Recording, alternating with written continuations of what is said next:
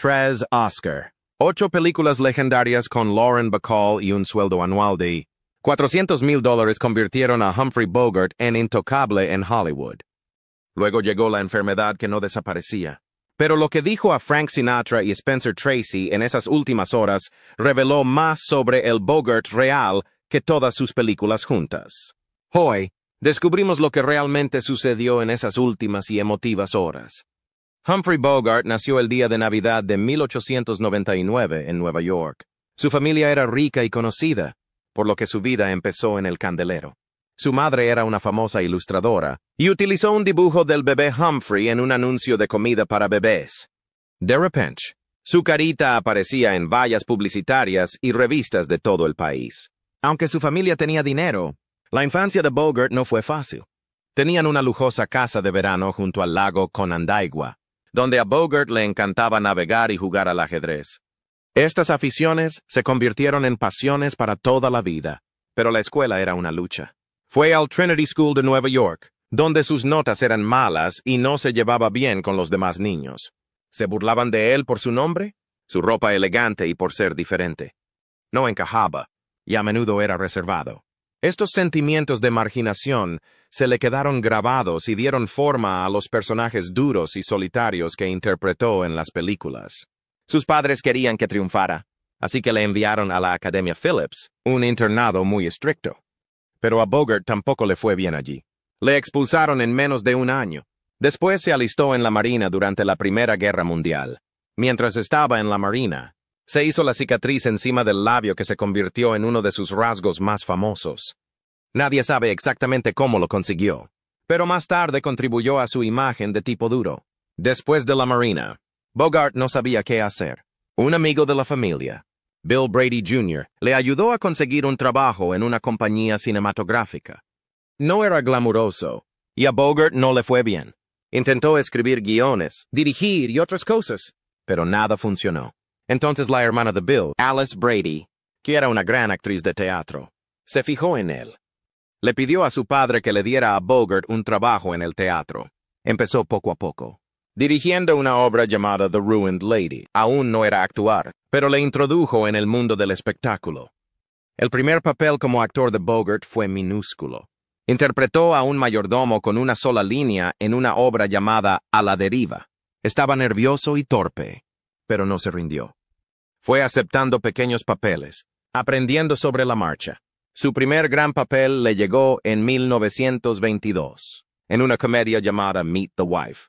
La obra fue un éxito y se representó durante más de 200 funciones. Esto le dio a Bogart trabajo y experiencia. Pero no le gustaban los papeles que le daban. Eran ligeros y tontos, no los papeles serios que él quería. Los llamaba papeles de Willy Pantalones Blancos y soñaba con hacer algo mejor. Al principio, los críticos no tenían muy buena opinión de él, pero un importante escritor, Heywood Brown, elogió la actuación de Bogart en una obra llamada Nerves, Nervios. Esto le dio confianza para seguir adelante y aspirar a papeles más grandes y mejores. Pero el camino de Humphrey Bogart hacia el éxito en Hollywood no fue fácil. Todo empezó en 1928, cuando apareció en un cortometraje mudo titulado The Dancing Town. No planeaba ser una estrella de cine, pero su cuñado le ayudó a hacer una prueba de cámara en 1929. A la Fox Film Corporation le gustó lo que vio y le contrató por $750 a la semana. Incluso le prometieron $1,000 si les impresionaba. Bogart estaba entusiasmado y dijo, «Seré la mayor estrella de cine que Hollywood haya visto jamás». Pero las cosas no fueron así. En aquella época, las películas sonoras se estaban popularizando. Esto era una buena noticia para los actores de teatro como Bogart, que tenían voces fuertes. Pero el desplome de la bolsa en 1929 y la Gran Depresión dificultaron que los nuevos actores tuvieran una oportunidad. Entre 1930 y 1935, Bogart iba y venía entre Hollywood y Nueva York, a menudo sin trabajo. Cuando conseguía papeles, eran pequeños y olvidables. Empezó a sentir que su sueño de Hollywood podría nunca suceder. Las cosas empeoraron a principios de los años 30. En 1931, el padre de Bogart murió, dejando tras de sí muchas deudas. Aunque Bogart no tenía mucho dinero, trabajó duro para pagarlo. Durante estos años, Bogart actuó en casi 30 películas, la mayoría como gángster o villano. No le gustaban estos papeles y se sentía atrapado. Una vez dijo, «A nadie le gustó a primera vista». Supongo que por eso siempre hago de malo. Pero todo cambió con El bosque petrificado en 1936. Bogart interpretó a Duke Manty, un gángster, en la obra de Broadway. Basó el personaje en el criminal de la vida real John Dillinger, y su interpretación fue tan impactante que conmocionó al público. Interpretó el papel más de 190 veces, mejorando cada vez. Cuando Warner Brothers compró los derechos para hacer una película, querían una estrella mayor, Edward G. Robinson, para interpretar a Duke. Robinson, para interpretar a Duke. Bogart estuvo a punto de perder su oportunidad, pero su compañero de reparto en Broadway, Leslie Howard, intervino. Howard se negó a participar en la película a menos que Bogart fuera elegido también. Warner Brothers finalmente accedió. El rodaje comenzó a finales de 1935 e hizo que Duke Manty pareciera real, aterrador y humano. Cuando la película se estrenó en 1936, a los críticos les encantó la interpretación de Bogart. La gente por fin se fijó en él. Esta debería haber sido su gran oportunidad. Pero Warner Brothers aún no lo veía como un actor principal. Después de El bosque petrificado, Bogart estaba atrapado interpretando gángsters de nuevo. Entre 1936 y 1941 actuó en casi 30 películas, siempre como tipo duro o criminal. Bromeaba sobre la frecuencia con la que mataban a sus personajes. Me dispararon en 12 películas. Me ahorcaron en 8 y me metieron en la cárcel en 9. Quería papeles mejores e incluso le dijo a un director, «Estoy cansado de interpretar a estos asesinos. Quiero ser el bueno por una vez». El estudio no le hizo caso, pero Bogart no se rindió. Trabajó duro y sacó el máximo partido de cada papel, incluso de los malos.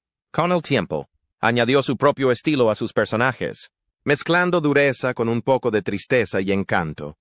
Una de sus peores películas durante esta época fue El regreso del Dr. X. Interpretando a un científico vampírico, Bogart bromeó en el rodaje. «Si esta película no acaba con mi carrera, nada lo hará». Por suerte, su predicción no se cumplió. El viaje de Humphrey Bogart a la fama realmente comenzó con High Sierra en 1941. Antes de esto, estaba atascado en papeles más pequeños, a menudo interpretando a gángsters sin mucha personalidad. Pero High Sierra lo cambió todo. En esta película, interpretó a Roy Earl, un criminal que no solo era duro, sino que también tenía un lado blando y una historia triste. Al principio, el papel no estaba pensado para Bogart. A otros actores como Paul Mooney y George Raft se les ofreció el papel, pero dijeron que no. Esa resultó ser la gran oportunidad de Bogart. Cuando consiguió el papel, lo dio todo. Hizo que Roy Earl se sintiera real, mostrando sus luchas y emociones de una forma que no se había hecho antes. El rodaje no fue fácil. Bogart tenía ya 41 años, y el papel exigía mucho esfuerzo físico. Tuvo que rodar intensas escenas en las montañas de Sierra Nevada, a menudo trabajando largas y duras jornadas. Pero su dedicación dio sus frutos. La película ganó $1,5 millones, un gran éxito en aquella época. También presentó a Bogart a John Huston, el guionista de High Sierra. Esta asociación cambiaría la carrera de Bogart para siempre. El éxito de esta película le ayudó a conseguir otro papel importante ese mismo año, Sam Spade en El halcón maltés. Este papel le convirtió en una auténtica estrella. La película se basaba en un libro famoso, pero los intentos anteriores de adaptarlo habían fracasado. Cuando John Huston decidió intentarlo de nuevo, el estudio no tenía mucha confianza. Pero la creciente fama de Bogart tras High Sierra ayudó a que se aprobara el proyecto. La actuación de Bogart como Sam Spade fue inolvidable. Interpretó al detective como un tipo avispado, sin pelos en la lengua, duro, pero también inteligente e ingenioso. Hizo que Spade pareciera real, alguien a quien no podías dejar de mirar. La película contó con un presupuesto de $300,000 y se rodó en solo 36 días. Bogart acudía al trabajo preparado cada día, sabiéndose todas sus líneas. Sus interacciones con el resto del reparto, incluidos Mary Astor y Peter Lorre, hicieron que la película fuera aún mejor. Cuando se estrenó El halcón maltés, fue un éxito. Ganó $1,8 millones y convirtió a Bogart en una de las estrellas más rentables de Hollywood. Este papel también sentó las bases de los detectives duros y moralmente complicados en el cine, y Bogart se convirtió en la imagen de este tipo de personajes. En 1942 llegó Casablanca, la película que convirtió a Bogart en una leyenda. Al principio, ni siquiera era la primera opción para el papel de Rick Blaine. Entonces, actores como Ronald Reagan fueron considerados antes de que Bogart consiguiera el papel. Algunos dudaban de que pudiera interpretar a un protagonista romántico porque ya tenía 42 años, pero demostró a todos que estaban equivocados. Su química con Ingrid Bergman era mágica. Juntos crearon una de las historias de amor más memorables de la historia del cine. Hacer Casablanca no fue fácil. El guión cambiaba constantemente y los actores solían conocer sus líneas justo antes del rodaje. Pero Bogart lo manejó todo como un profesional. Dio vida a Rick como un hombre que actuaba con dureza, pero que en secreto se preocupaba profundamente. Una de las frases más famosas de la película, "Here's looking at you, kid", ni siquiera estaba en el guión. Fue algo que Bogart dijo durante un descanso y se convirtió en un icono. Cuando se estrenó Casablanca, tocó la fibra sensible del público. Se estrenó durante la Segunda Guerra Mundial, justo después de la invasión aliada del norte de África, por lo que sus temas de resistencia y sacrificio parecían muy reales. La película fue un gran éxito. Recaudó $3,7 millones y ganó 3 Oscar, incluido el de Mejor Película. Aunque Bogart no ganó el premio al Mejor Actor, su interpretación se convirtió en una de las más célebres de la historia del cine. Rick Blaine, con su ingenio, encanto y oculta vulnerabilidad, se convirtió en el antihéroe romántico perfecto. Después de Casablanca, la carrera de Bogart se disparó. Se convirtió en uno de los actores mejor pagados de Hollywood, ganando hasta $400,000 al año en la década de 1950. En 1948, incluso fundó su propia productora, Santana Productions, para tener más control sobre sus películas. Una de las películas que produjo, En un lugar solitario, de 1950, no fue un gran éxito en su momento, pero ahora se considera una de sus mejores interpretaciones. Mientras tanto, la vida personal de Humphrey Bogart estuvo llena de altibajos, especialmente en sus matrimonios. Su primer matrimonio con Helen Menken en 1926 fue dramático desde el principio. Helen era una famosa actriz de Broadway con una fuerte personalidad. Tuvieron un largo noviazgo de 4 años antes de casarse en el apartamento de ella en Manhattan. Incluso la boda fue inusual. Un pastor de una iglesia para sordos dirigió la ceremonia, pero su relación era un desastre. Helen dijo que Bogart bebía demasiado e incluso la lastimó. El matrimonio no duró mucho. Se divorciaron después de solo 18 meses. Su segundo matrimonio, con Mary Phillips, empezó mejor. Se casaron en 1928, y Mary, actriz de teatro de talento, ayudó a Bogart a tomarse más en serio la interpretación. Él la admiraba por empujarle a hacerlo mejor. Pero Mary amaba el teatro y no quería dejar su carrera por Hollywood. Esto causó problemas, ya que ambos vivían a menudo separados por motivos de trabajo. Después de 10 años, decidieron poner fin a su matrimonio, pero siguieron siendo amigos incluso después del divorcio. El tercer matrimonio de Bogart, con Mayo Method, en 1938, fue salvaje y explosivo. Mayo era una actriz conocida por beber mucho y sus peleas eran tan fuertes que llegaron a conocerse como los Bogart peleones. Discutían constantemente, a veces rompiendo muebles o dañando la casa hasta el punto de tener que llamar a un carpintero para que arreglara los desperfectos. Mayo era muy celosa y a menudo se portaba mal. En una ocasión prendió fuego a su casa, apuñaló a Bogart durante una pelea e intentó autolesionarse varias veces.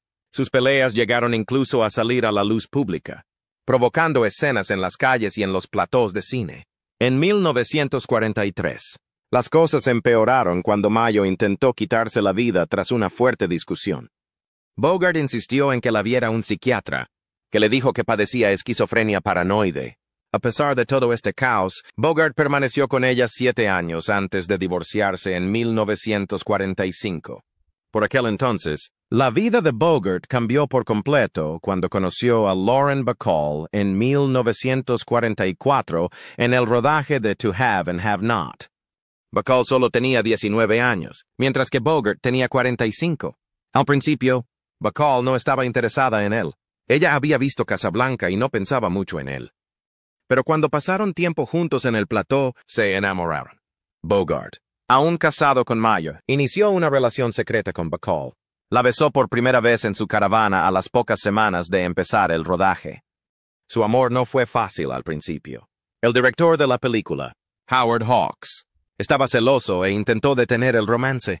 La madre de Bacall tampoco lo aprobaba, diciendo que Bogart era demasiado viejo y tenía demasiados problemas. Pero los dos no podían mantenerse separados, y su conexión no hizo más que fortalecerse. En 1945, tras el divorcio de Bogart, él y Bacall se casaron. Celebraron una pequeña boda en una tranquila granja de Ohio para evitar llamar la atención. Bogart no se complicó la vida y se tomó un martini antes de pronunciar sus votos. Bacall llevaba un vestido beige y estaba tan feliz que no podía dejar de sonreír. A pesar de la diferencia de edad de 25 años, su matrimonio estuvo lleno de amor y risas. Tuvieron 2 hijos juntos, Stephen y Leslie, y se convirtieron en una de las parejas más famosas de Hollywood. Sin embargo, su relación no fue perfecta. Ambos tuvieron breves romances, Bogart con su peluquera y Bacall con Frank Sinatra. Pero siempre estuvieron muy unidos y se querían mucho. En una ocasión, Bogart escribió a Bacall una carta de amor en la que le decía que tenía miedo de perderla, pero que la amaría pasara lo que pasara. Humphrey Bogart y Lauren Bacall vivieron una historia de amor que se convirtió en una de las parejas más famosas de Hollywood. Trabajaron juntos en varias películas, y su química les hizo inolvidables. Su primera chispa fue en Tener y no tener, 1944, pero sus películas posteriores demostraron lo increíbles que eran como equipo. En The Big Sleep, 1946, su conexión era eléctrica. La historia de la película era tan complicada que ni siquiera los guionistas sabían quién había cometido uno de los asesinatos. Cuando le preguntaron al autor, Raymond Chandler, admitió que él tampoco lo sabía. Pero eso no importó porque al público le encantó la película. En su momento recaudó $3 millones, que hoy serían como 44 millones. Los censores se centraron tanto en el romance y la tensión entre Bogart y Bacall que no se dieron cuenta de algunas bromas ocultas, como su coqueta charla sobre carreras de caballos que tenía un significado secreto. Su siguiente película, Dark Passage, 1947, hizo algo muy nuevo. Durante los primeros 37 minutos, no se ve la cara de Bogart en absoluto. La cámara lo muestra todo desde el punto de vista de su personaje. Esto se debió a que su personaje se sometió a cirugía plástica, pero también hizo que la película se sintiera misteriosa y emocionante. La película se rodó en San Francisco. Si te fijas bien, puede que veas a un joven Burt Lancaster en una rápida escena en un bar. Su última película juntos fue Cayo Largo, 1948. Que transmitía una sensación de tensión y encierro, en parte porque se rodó durante una terrible ola de calor. Las temperaturas en el plató superaban los 100 grados Fahrenheit, lo que incomodaba a todos y contribuía a la intensa atmósfera de la película. Durante una escena, se utilizó accidentalmente una pistola real en lugar de una falsa, lo que estuvo a punto de provocar un grave accidente. La película fue un gran éxito e incluso inspiró la canción Key Largo de Bertie Higgins muchos años después. Juntos, sus películas recaudaron más de $8,5 millones, lo que hoy equivale a unos $103 millones. Su emparejamiento fue tan popular que influyó en la moda e incluso inspiró a otros a copiar su estilo. La actuación de Bogart en La Reina Africana, 1951, le valió su primer y único Oscar. Rodar la película fue una pesadilla. Rodaron en Uganda y el Congo belga, donde el calor y los insectos hicieron enfermar a todo el mundo excepto a Bogart y al director, John Huston. Bogart bromeaba diciendo que evitaban las enfermedades porque solo bebían whisky, no agua. En un momento dado, el barco utilizado en la película se hundió, destruyendo cámaras y material de rodaje. Arreglarlo costó mucho dinero, y el rodaje se hizo aún más difícil. Bogart tuvo que tirar él mismo de la barca a través de aguas fangosas y llenas de sanguijuelas. Perdió 10 kilos y enfermó de malaria, que le molestó durante años. La película recaudó más de $10 millones, 5 veces más que su presupuesto. La película se convirtió en un clásico y ahora se conserva en E.S. Registro Cinematográfico Nacional. En El Motín de la Caña, 1954, Bogart interpretó al Capitán Qui. Les habla el capitán. Un gran número de hombres han ignorado mis órdenes sobre el uso de equipo de batalla, por lo que solo hay una manera de llevar la moneda a casa. Un oficial de marina paranoico. Fue una elección audaz, porque Quigg era muy diferente de los papeles habituales de tipo duro de Bogart. Al principio, Bogart no quería aceptar el papel, pero lo dio todo una vez que lo hizo. Estudió los comportamientos de las personas con personalidad paranoica y añadió pequeños detalles, como tics nerviosos, que hacían creíble al personaje. Una de las escenas más famosas es cuando Quigg se derrumba en el tribunal, rodando bolas de acero en sus manos. Los ejecutivos del estudio pensaron que la escena podría ser demasiado intensa, pero Bogart insistió en que se mantuviera, y se convirtió en una de las partes más memorables de la película. La película fue un gran éxito y recaudó más de $21,8 millones, unos 213 millones en la actualidad. Bogart fue nominado al Oscar, pero perdió ante Marlon Brando en On the Waterfront. Aún así, la película dejó un impacto duradero, y el personaje de Quigg se convirtió en un símbolo del mal liderazgo. Aparte de actuar, Humphrey Bogart amaba profundamente dos cosas fuera de la actuación: la vela y el ajedrez. No eran solo aficiones. Fueron una parte importante de su vida. En 1945, compró un yate llamado Santana. Tenía 55 pies de eslora y costó $50,000, lo que hoy serían unos $750,000. El barco se convirtió en su vía de escape. Pasaba casi todos los fines de semana en el agua, navegando por lugares como la isla Catalina. Bogart creía que la actuación podía alterar el sentido de uno mismo, y Santana le ayudó a mantener los pies en la tierra. Una vez dijo que un actor necesita algo real que le recuerde quién es de verdad, no quién está fingiendo ser. La vela le dio esa paz. Durante la Segunda Guerra Mundial, incluso ofreció su barco a la Guardia Costera, con la esperanza de ayudar. Intentó alistarse en el ejército, pero le dijeron que era demasiado viejo. El ajedrez era otra de sus pasiones. Se le daba tan bien que llegó a jugar torneos de alto nivel, solo un escalón por debajo de maestro. Cuando trabajaba en películas, le encantaba jugar al ajedrez con el reparto y el equipo. Durante la Segunda Guerra Mundial incluso jugó partidas a distancia por carta con soldados estadounidenses. Esto empezó después de que un soldado con el que jugaba en el plató fuera enviado al extranjero. Pero el FBI sospechó y pensó que las jugadas de ajedrez de sus cartas podían ser códigos secretos. El ajedrez no era solo un juego para Bogart, era parte de su forma de pensar. Incluso lo incorporó a su interpretación. En Casablanca, fue idea suya mostrar a Rick Blaine jugando al ajedrez, ya que encajaba con la forma cuidadosa y estratégica de Rick de enfrentarse a la vida y a la gente. Bogart también defendía lo que creía. En 1947, cuando el gobierno empezó a investigar a Hollywood por vínculos comunistas, Bogart se unió a un grupo de actores y escritores que protestaron contra ello. Él y su esposa, Lauren Bacall, volaron a Washington, D.C., con otras estrellas para defender a los 10 de Hollywood, un grupo de guionistas y directores que se negaron a declarar ante el Congreso. Fue una decisión valiente porque podría haber arruinado su carrera. Pero la presión fue intensa, y Bogart tuvo que distanciarse más tarde del grupo para proteger su trabajo. Aún así, su decisión de hablar claro demostró su valentía y sus valores. Se mantuvo políticamente activo durante toda su vida, llamándose orgullosamente liberal y apoyando a candidatos demócratas como John F. Kennedy. Uno de los mejores amigos de Bogart era Spencer Tracy.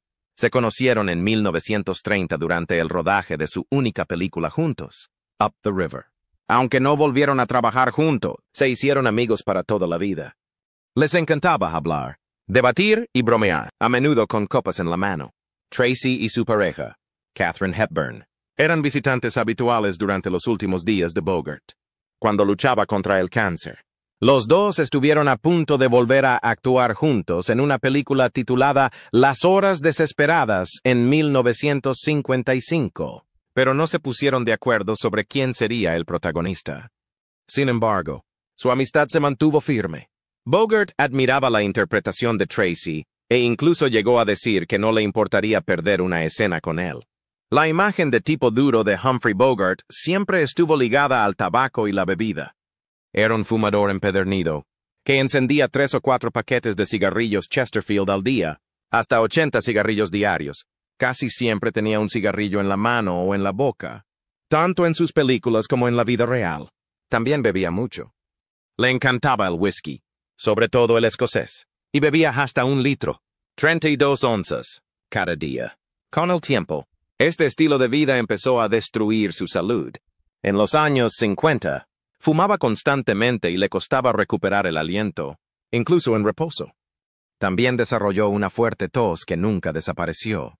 La bebida le causó aún más daños, afectando a su memoria y provocándole un cansancio constante.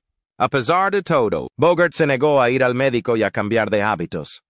No visitó a un médico hasta principios de 1956, cuando su salud había empeorado mucho. En 1956, Bogart acudió finalmente al médico porque su tos había empeorado y beber zumo de naranja le provocaba una sensación de ardor en la garganta. Al principio parecían pequeños problemas, pero las pruebas revelaron algo mucho peor. Tenía cáncer de esófago. Al mismo tiempo, Bogart rodaba The Harder They Fall, que acabaría siendo su última película. Aunque se sentía enfermo y débil, siguió adelante y terminó la película. Los médicos recomendaron una cirugía mayor para intentar salvarle la vida. Le extirparían el esófago y parte del estómago, para luego volver a conectarlos en una complicada operación. Bogart accedió a la operación, que tuvo lugar el 1 de marzo de 1956. Fue una operación larga y difícil, que duró más de 9 horas. Después de la operación, las cosas empeoraron. A finales de 1956, Bogart había perdido 80 libras. Había pesado 180 libras, pero ahora solo pesaba 100. Bacall describió lo desgarrador que era verle así, y los visitantes a menudo se esforzaban por ocultar sus reacciones. Sufría dolores constantes y necesitaba morfina para sobrellevarlos. Humphrey Bogart fue fiel a sí mismo. Incluso en sus últimos días, estaba enfermo de cáncer, pero su agudo ingenio nunca le abandonó. El 12 de enero de 1957, su amigo John Huston vino a visitarle. Bogart estaba rodeado de máquinas médicas y dolorido. Aún así, bromaba. Me siento como un maldito árbol de Navidad. Incluso cuando las cosas iban mal, encontraba algo de lo que reírse. Al día siguiente, Frank Sinatra le visitó. Sinatra estaba disgustado y se esforzaba por parecer alegre, pero Bogart se dio cuenta. Sonrió débilmente y dijo, «Frank, no te preocupes.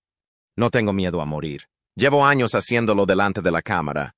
Convirtió un momento triste en algo más ligero, mostrando su humor y valentía. Incluso los momentos más sencillos estaban llenos de su encanto. Una vez, las enfermeras lo estaban trasladando a una silla de ruedas. No fue fácil.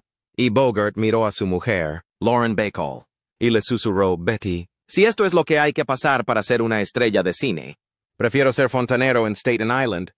Ese era Bogart, divertido, incluso cuando estaba débil. Uno de los momentos más tristes llegó con la visita de su amigo Spencer Tracy, el 13 de enero.